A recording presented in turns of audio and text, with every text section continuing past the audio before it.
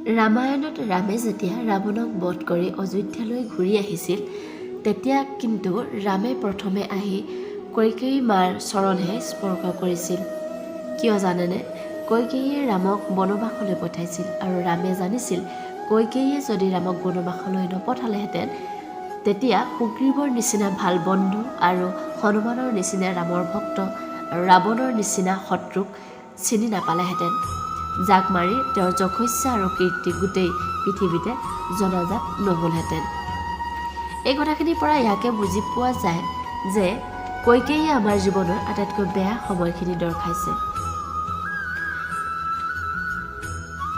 যিটো বেয়া সময়ক আমি গালি পাৰি থাকোঁ বা দুখ দি থাকোঁ সেইটো কৰাতকৈ তাক লৈ আমি ধন্যবাদহে দিব লাগে।